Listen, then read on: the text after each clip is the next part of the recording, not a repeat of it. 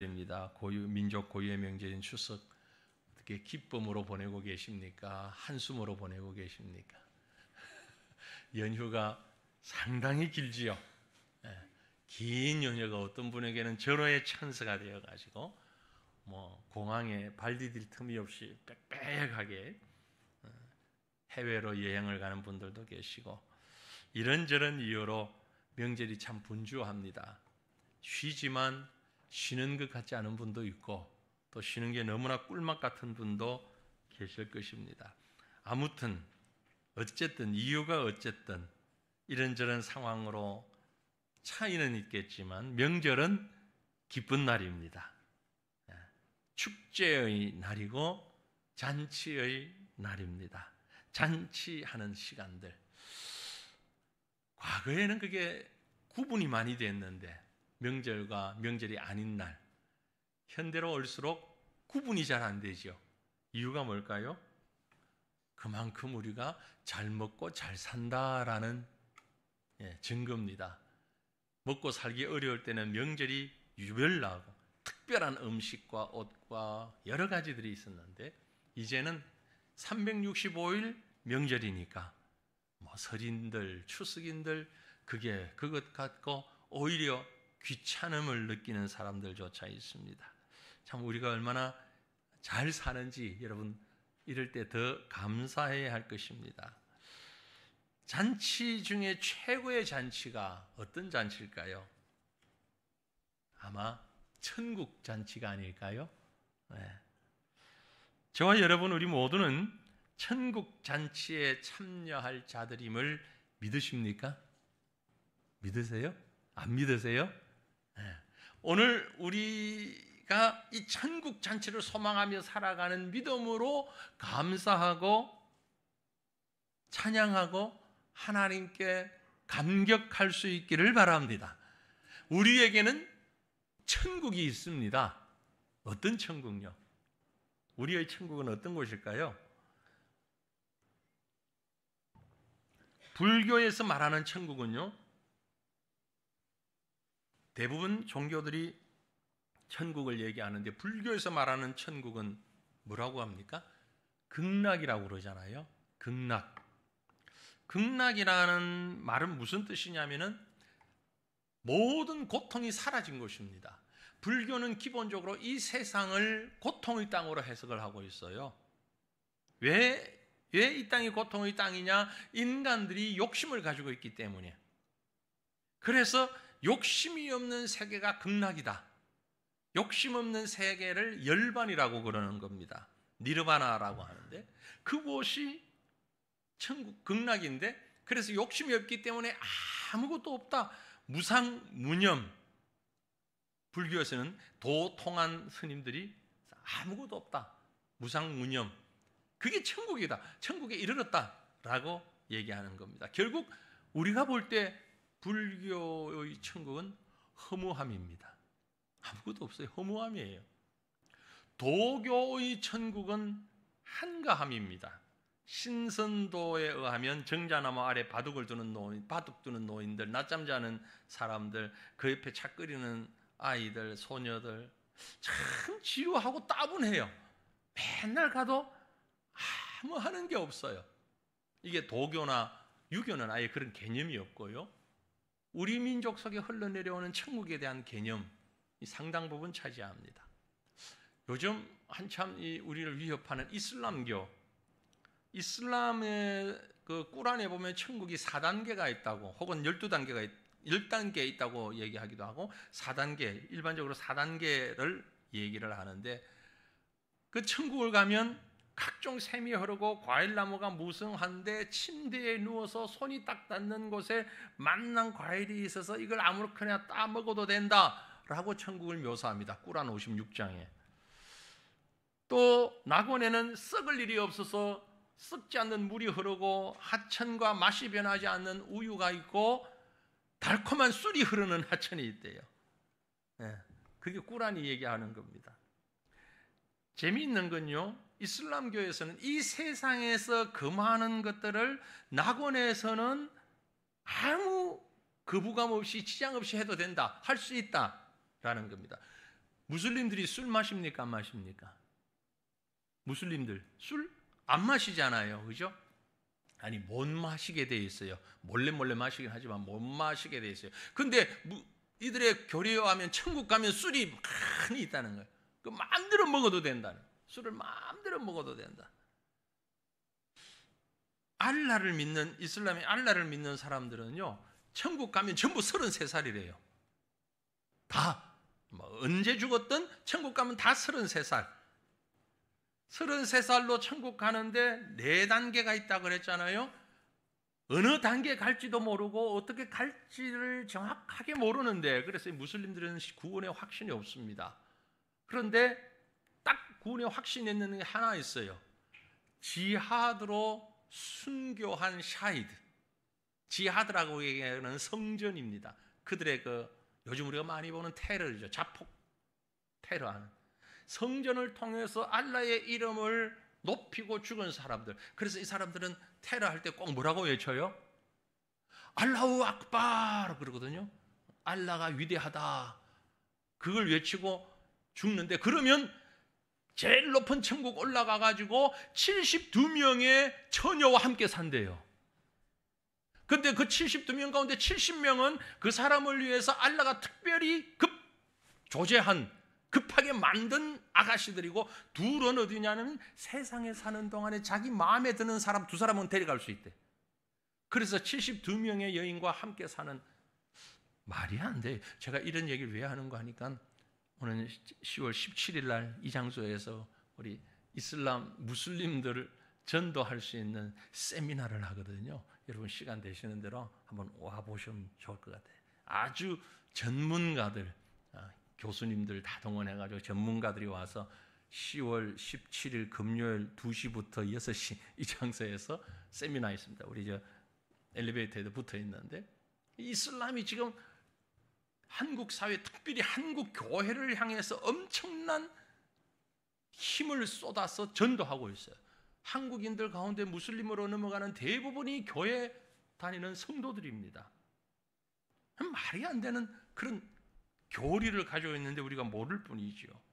자, 오늘 우리가 얘기하고자 하는 것은, 그러나 성경이 말씀하는 천국은 어떤 곳이냐? 다양하게 천국을 기록하고 있습니다. 마태복음 22장 2절에 보면 천국은 마치 자기 아들을 위하여 혼인잔치를 베푸는 어떤 임금과 같다라는 표현이 있습니다.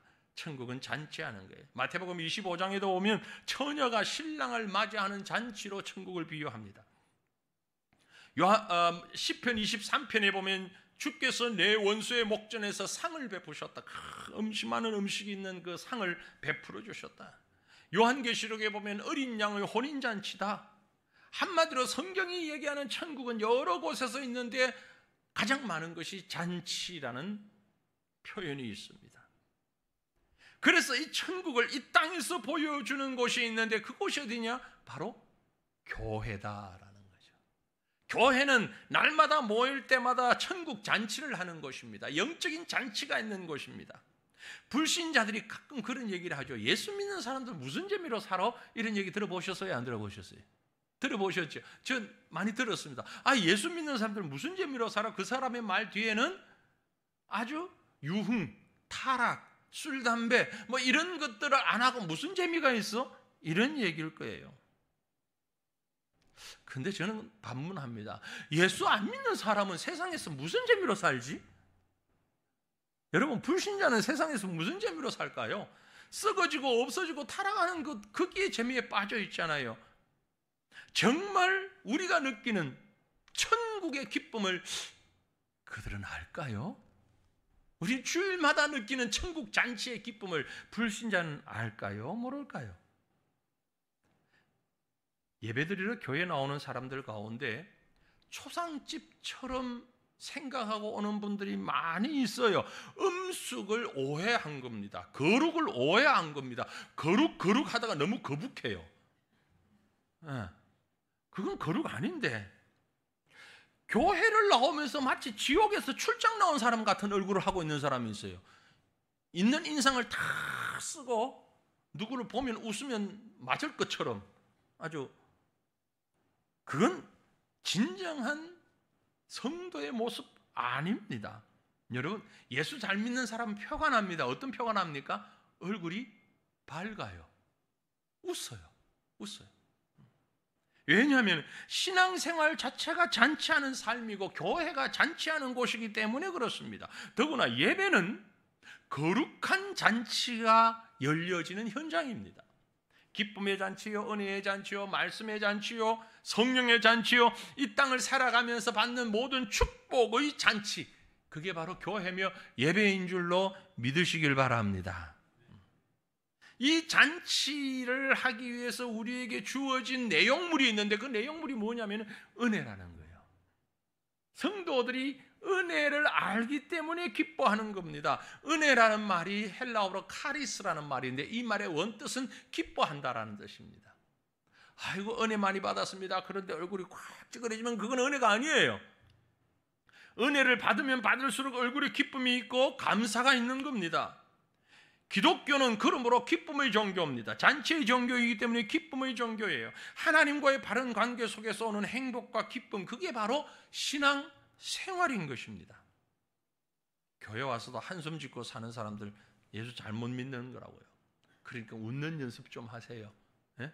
이래도 저래도 웃으면서 살자고요. 이렇게 얘기를 하는데도 끝까지 얼굴 근육을 안 움직이는 사람들은 도대체 무슨 심보인지. 영안실에 세 개의 시체가 들어왔답니다. 세구의 시체가 들었는데 새 시체가 다 환하게 웃고 있어요. 이 사람들이 왜 웃어요? 라고 물어봤더니 첫 번째 사람은 글쎄 로또가 당첨이 됐는데 너무 좋아가지고 막 웃다가 심장이 터져서 죽었대요. 그래서 얼굴은 지금 웃는데, 두 번째 사람은 아들이 서울대학 수석 합격을 해가지고 너무 좋아서 입이 막 벌어져다가 입이 찢어져가지고 죽어버렸대. 세 번째 이 사람은 왜 웃어요? 그랬더니 번개 맞아 죽은 사람이에요. 아니 번개 맞았는데 왜 웃고 죽었어요? 사진 찍는 줄 알고 번쩍하길래.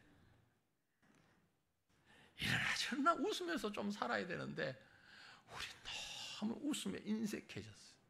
그죠? 잔치하는 교회.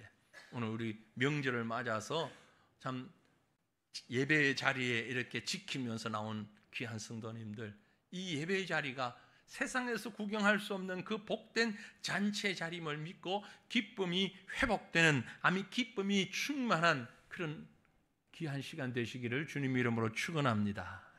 오늘 우리가 읽은 말씀으로 한번 들어가 봅니다. 여기에 보니까 천국 잔치의 모습이 있어요. 근데 이 잔치를 우리가 조금 냉철하게, 웃으면서도 냉철하게 분석해 볼 필요가 있다고 생각됩니다. 먼저 누가 잔치를 주관했느냐? 잔치의 호스트가 누구냐라는 겁니다. 잔치의 주관자가 누굽니까? 하나님이에요. 하나님이 초청하셨어요. 잔치를 주관한 자, 호스트는 하나님입니다. 잔치를 배설하고 주관하는 자를 호스트라고 그러잖아요. 그 호스트가 누구인가에 따라서 잔치의 격조가 결정이 됩니다. 주인이 대감이면 대감잔치고 왕이면 왕의 잔치가 되는 거예요. 그죠?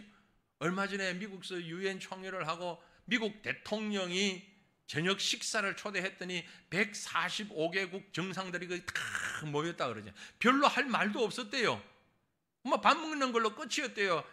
잠깐 인사하고. 그래도 사람들이 다 모이잖아요. 그만큼 힘 있는 사람이니까. 우리가 지금 얘기하는 잔치는 무슨 잔치냐?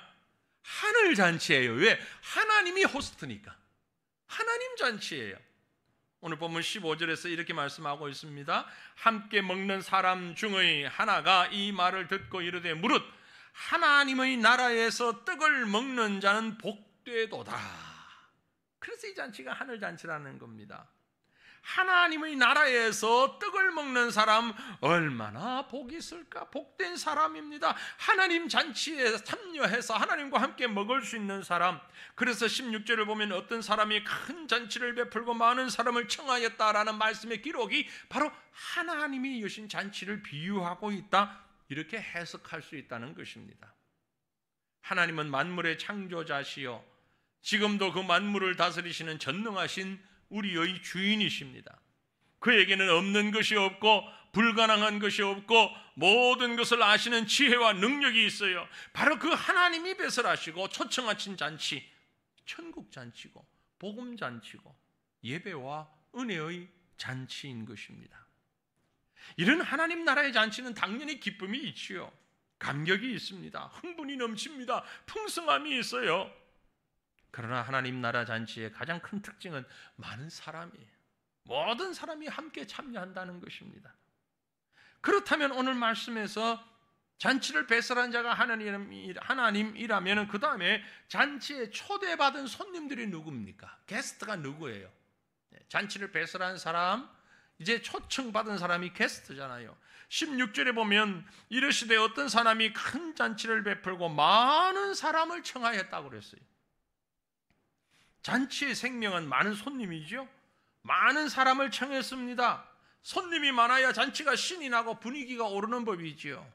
더구나 하나님 나라의 잔치는 어느 연극, 티켓, 운동, 경기, 입장권처럼 숫자 제한이 되어 있지 않습니다. 예수님이 천국에 대해서 말씀하실 때 그런 말씀하셨지요. 요한복음 14장 2절에 내 아버지 집에는 거할 곳이 많다. 여러분 천국 비좁을까 봐 걱정하지 마세요. 천국의 인구 밀도 높아서 어떡하나 그런 염려는 하지 마세요. 주님이 보증하셨습니다. 내 아버지 집에는 거할 곳이 많다. 그래서 오늘 본문에 보면 잔치의 주인은 많은 사람을 초청했다고 했어요. 하나님의 구원잔치에 제한된 조건이 없습니다. 빈부, 귀천은 물론이고 피부색, 인종, 학력, 성격, 인격 어떤 것도 천국잔치에 커트라인은 없어요.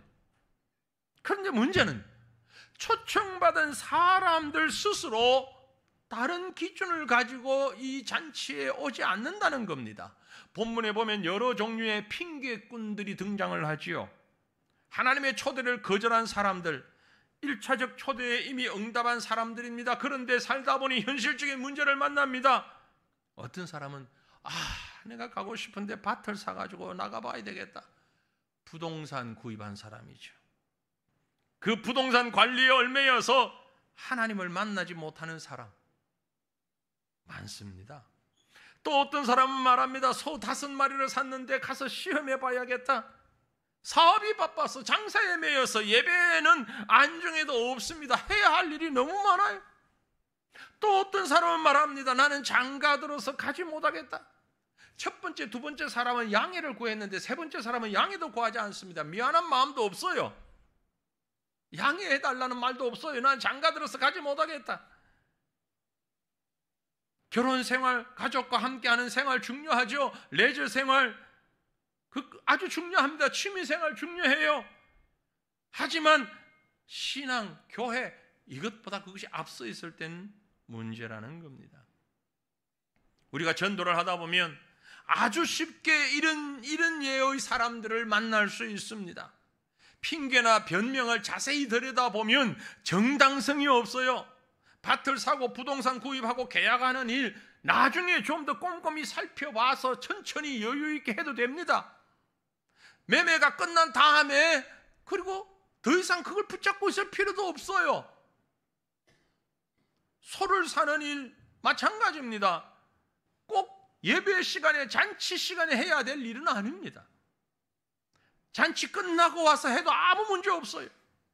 문제는 땅의 욕망에 사로잡히면 결국 하나님의 나라를 잃어버리게끔 되어 있다는 겁니다.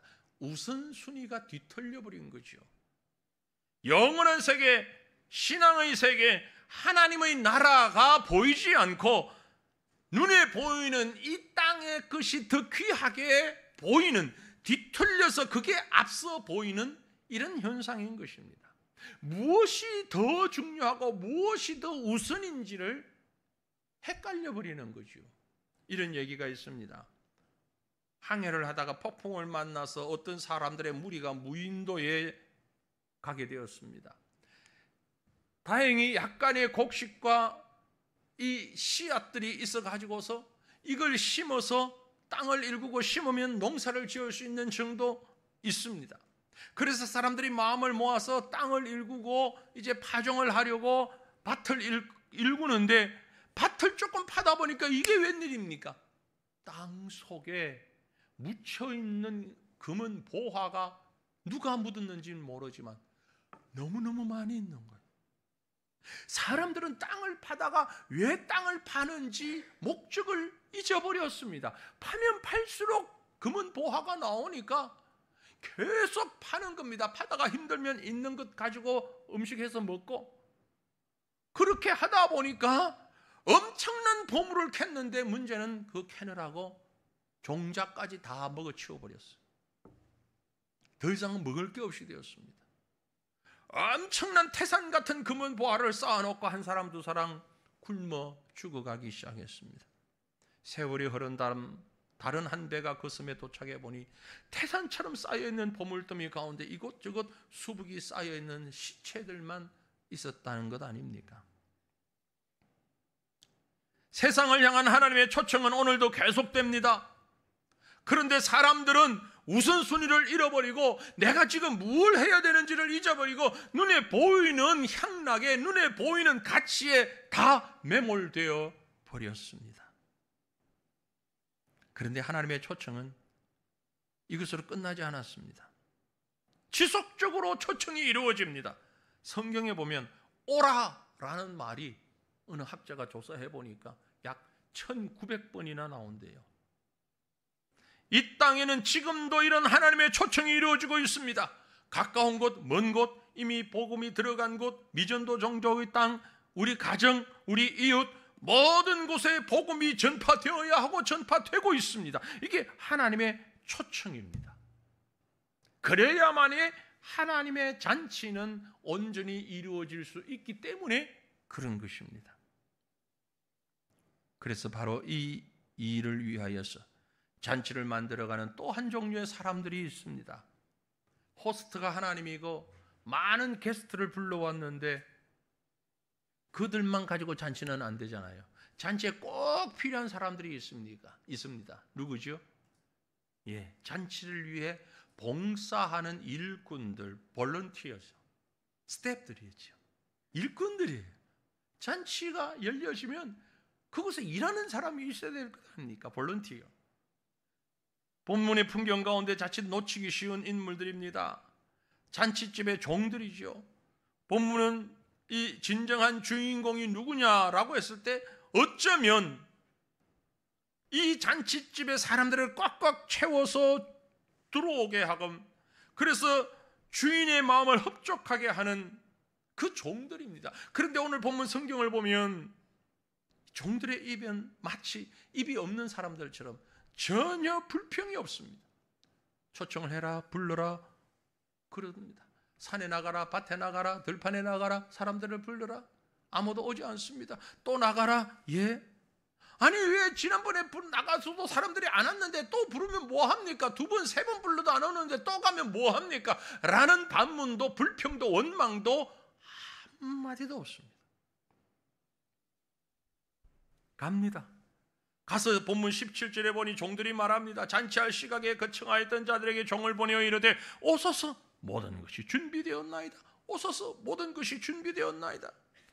종의 의무는 잔치를 잘하냐 못하냐 진행하냐 마냐 접느냐 여느냐가 아니라 주인의 명에 순종하는 것입니다. 그래서 나아가서 오소서 모든 것이 준비되었습니다. 오소서 전하는 것이었어요. 이게 종들의 의무입니다. 주인이신 하나님을 자랑하고 하나님의 초청을 당당하게 전하는 겁니다. 바로 이 종의 모습이 우리의 모습이 되어야 한다는 것입니다. 만약 종들이 스스로 자신의 주인을 부끄럽게 여긴다면 하나님의 초청에 단 한마디도 전하지 않을 것입니다. 오늘 이 시대야말로 복음이 절실히 필요한 때입니다. 희망을 잃고 절망에 빠져서 하루하루를 살아가는 사람들이 너무너무 많습니다. 우리는 이들에게 복음의 필요성을 외치고 하나님의 초청을 강하게 전해야 할 것입니다. 잔치하는 교회, 거기서 저와 여러분의 배역은 보냄받은 주인의 종들인 것입니다. 사랑하는 성도들이여, 세상을 향하여서 나가야 합니다.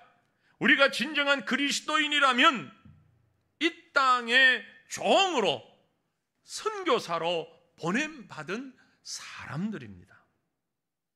어떤 사람은 말하기를 크리스찬은 이 세상을 향해 날아가는 미사일과 같다, 그렇게 얘기를 합니다. 세상을 향해서 발사되지 않는 미사일은 자폭합니다. 자폭하면 어떻게 되죠? 자기도 다치고 교회도 다치고 아군이 다치는 거예요.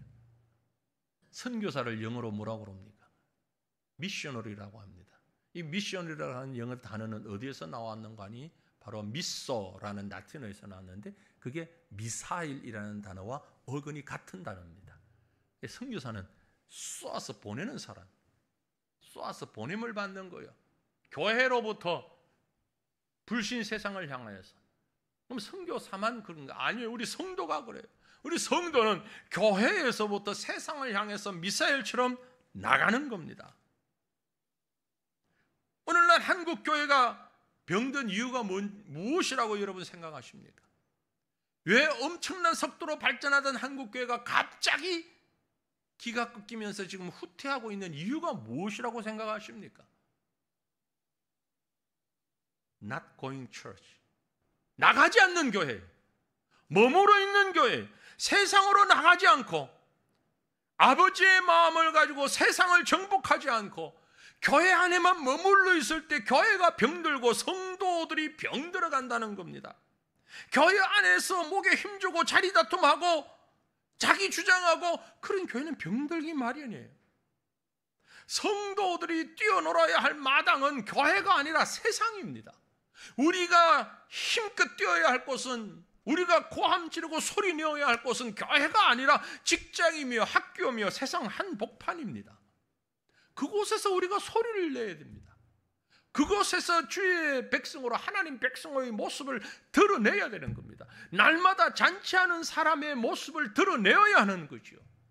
그런데 똑같이 그들 가운데 있으면서 그 사람들의 가치관을 가지고 그 사람들의 생각을 가지고 있다는 것은 얼마나 안타까운 일이며 교회가 본질을 잃어버렸는가를 대변해 주는 겁니다. 가끔 그런 경우가 있으면 참 불편합니다. 전 아마 여러분도 그러실 거예요.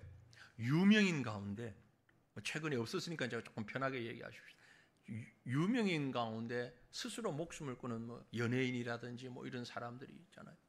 그래서 뉴스에 나오는데 보면 십자가가 있고 성경책이 있고 기독교 장례를 치르는 것을 보면 한편 이해가 되면서 얼마나 힘들었으면 정말 이해가 되면서 무엇이 불편하냐면 저분이 나가는 교회 목사님은 뭐하고 있었을까? 무슨 제가 목사니까 혹시 우리 성도들 가운데 이런 어려움이 있음에도 불구하고 저한테 얘기도 하지 않는 사람이 있는지 모르겠습니다만 그런 스스로 결단을 정말 그런 정도까지 가면 우선 목사님 좀 찾아가가지고 우선 얘기 좀 하고 같이 영적으로 교류하고 이게 좀 있었으면 어땠을까? 아니 저분이 버젓이 지금 십자가 있고 무슨 교회라고 있고 목사님이 나와서 집례를 하는데 정말 저분이 그 극단적 선택을 하기 전에 이 목사님과 영적으로 깊은 대화를 좀 나누었을까? 잔치하는 집으로서의 교회 그 성도의 모습을 과연 얼마나 배웠을까? 그런 생각을 하면서 참 마음이 불편해요. 예수를 믿는다는 것은 우리가 세상을 향하여서 이 기쁨을, 이 복음을, 이 잔치 소식을 전하는 것이거든요. 그런데 잔치 소식을 전하는 우리가 침울해 있다면 그 잔치는 무슨 잔치입니까? 영국의 유명한 목사님이며 또 신학자인 존 스토트라는 분, 저는 개인적으로 참 이분의 글이나 책을 좋아하는데 이분이 쓴 책 중에 죄스러운 침묵이라는 책이 있어요. 크리스찬들이 자기의 믿음을 표현하지 않는 것은, 크리스찬들이 복음을 전하지 않는 것은, 세상 사람들을 정복할 마음을 잃고 살아가는 것은 신앙의 자폐증에 걸린 것과 같다, 이런 얘기를 했어요. 성도가 자기가 믿는 복음을, 자기가 믿는 그 사랑을, 자기가 즐기고 있는 영적 잔치를 세상을 향해서 선포하지 않고 세상을 향해서 얘기하지 않는 자는 마치 영적으로 자폐증 앓고 있는 환자와 같다라는 얘기입니다. 심각한 얘기라는 거죠. 다시 우리 본문으로 돌아가 보면은요, 이 기쁘고 즐거운 천국 잔치에 초청된 사람들이 오지 않습니다. 이런저런 핑계대고 주인은 종들을 다시 불러서 명령합니다. 21절 말씀에 종이 돌아와 주인에게 그대로 고하니 이에 집 주인이 노하여 그 종에게 이르되 빨리 시내의 거리와 골목으로 나가서 가난한 자들과 몸 불편한 자들과 맹인들과 저는 자들을 데려오라. 그리고 난 뒤에도 자리가 비었다는 말을 듣고 주인은 다시 명합니다. 23절에 주인이 종에게 이르되 길과 산 울타리 가로 나가서 사람을 강권하여 데려다가 내 집을 채우라. 앞의 말씀은 아무 조건 없이 이유 없이 가난한 연약한 죄인들을 말합니다. 상처받은 자들 다 데리고 와라. 뿐만이 아니고 나가서 강권하여 데려오라. 강권하여라는 말은 손목 붙잡고 목을 비틀어서라도 억지로라도 데리고 와라. 기어코 설득해서 아난카스오랑 강권해서 기어코 끝내 설득해가지고 밤을 새든지 붙잡고 뭘 하든지 그 집에 아주 대자로 들어눕든지 어쨌든 그 사람 끝까지 해서 설득해서 데리고 와라. 이 말이 강권하여라는 말입니다. 한강에 뛰어들겠다는 사람 내 옆에 있으면 대화보다 먼저 뭐 해야 됩니까? 발목을 붙잡았고라도 살려놓아야 되잖아요. 그게 우선, 그게 강권이에요. 말은 나중이고 대화는 좀 이따 하고 우선은 붙잡고 끌고 와라. 이게 강권입니다. 여러분, 전도에는요 때로는 이런 강권함이 필요합니다. 물론 젠틀하게, 아주 젠틀하게 존중하면서 해야 할 때도 있지요. 지혜롭게 해야 합니다. 때로는 강권할 필요도 있어요. 그렇다고 해서 무조건 대책 없이 하라는 얘기는 아니고요. 그만큼 마음의 간절함을 가지고 오라는 얘기입니다. 무조건 데려다가 천국 자리를 채우라는 겁니다. 아무리 복음의 진리를 설명하고 영혼 구원을 말하며 사랑을 권면해도 사람들이 오기를 거절합니다. 그래서 하나님은 강권했어라도 악한 사탄 마귀는 우는 사자처럼 한 영혼이라도 자기 편으로 끌고 가기 위해서 애를 쓰고 있는데 우리는 이 복음을 가지고 진리를 가지고 어떻게 그렇게 힘없이 맥없이 쳐다만 보고 있을 수 있느냐는 거죠. 사랑하는 성도들이요, 오늘 이곳은 잔치하는 곳입니다. 아니, 우리의 삶은 잔치하는 삶을 살아가는 곳입니다. 우리 교회는 잔치하는 집이에요. 그런데 문제는 이 잔치집에 손님이 없다면 어찌 되겠습니까? 누구 책임입니까? 저와 여러분이 이 일을 감당해야 되는 거죠. 때로는 전략도 필요하고요, 지혜도 필요합니다. 그러나 그 전략과 지혜가 나의 게으름을, 나의 일을 미루기 위한 핑계가 되어서는 안 됩니다. 때를 가리지 않는 열정도 필요하기 때문에 그렇습니다. 참 기쁘고 즐거운 천국자리, 이 잔치에 우리가 먼저 큰 기쁨으로 가득하고 더 나아가서 이 잔치를 알지 못하는 많은 연약한 자, 상처받은 자, 고통 가운데 있는 자, 가치관을 잃어버린 자, 저들을 향하여서 나가서 이 귀한 은혜를 증거하고 그들로 하여금 이 자리에 오도록 강권하여서 함께 채워, 함께 기뻐하고 함께 찬양하고 함께 춤을 추는 축제의 자리에 우리 모두가 함께 할 수 있기를 우리 주님의 이름으로 축원합니다. 기도하겠습니다.